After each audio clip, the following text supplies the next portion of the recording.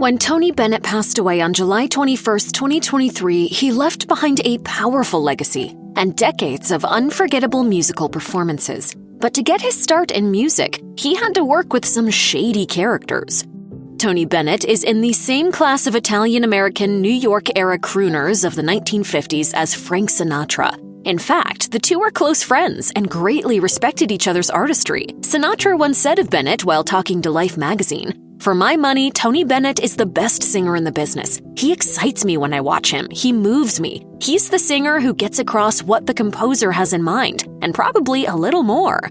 But while Sinatra's ties to the mob are relatively well documented, Bennett maintained a particularly clean-cut, uncontroversial public image. Even so, Bennett was not entirely untouched by the presence of organized crime in the 50s music scene. David Evan Year's 2011 biography, All the Things You Are, The Life of Tony Bennett, covers triumphs in the singer's life, from his World War II service in the 1940s to his activity during the civil rights movement of the 1960s. But the book also explores some of Bennett's troubles, such as his misuse of cocaine and pills in the 1970s, and his connections to the mob at the onset of his singing career. Evan Year wrote, "The wise guys controlled the clubs all across the country, from the Copacabana in New York to the 500 Club in Atlantic City. The truth was that the mob made you or destroyed you." While the mob had a small hand in making Bennett a household name, the singer's mob ties did not manage to destroy him. In his book, Evan Year wrote that Bennett's career was given a leg up with financing and nightclub access by members of Al Capone's mob family.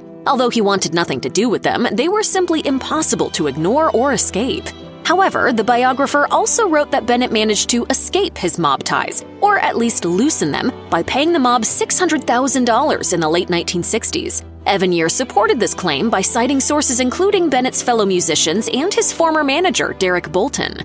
According to the New York Daily News, Bennett's son and manager, Danny Bennett, was upset about the inaccuracies in the way his father and his affiliation with the mob were portrayed in the biography. In response, Evan Year told the outlet that he consulted more than 60 sources for the biography. He added, "There are no inaccuracies. I celebrate Tony, but not in a way Danny wants. Tony is not Snow White, but no one is." But while he might have had his stints of controversy, Bennett will no doubt continue to be remembered as a quintessential artist who left a lasting impact on the music scene. I do two things. I sing and paint.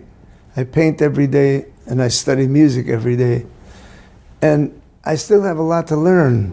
After severing ties with the mob from his earliest days in the industry, Bennett found himself in trouble with another mafia group. Following Bennett's separation from his second wife, Sandra Grant, in the late 70s, the rags-to-riches singer reportedly went into a dark hole, eventually leading him to substance abuse and suicidal thoughts, according to Evan Year. In the book, Bennett reportedly also shared that the dark period was intensified by his then financial problems and the sudden death of his mother.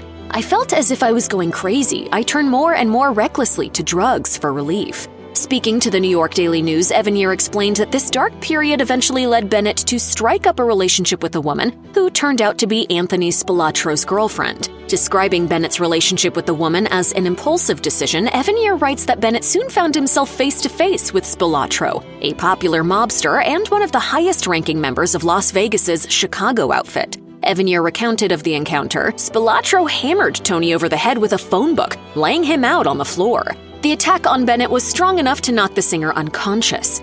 Perhaps awakened by the scary encounter, Bennett reportedly checked into rehab shortly after and was eventually able to turn his life around.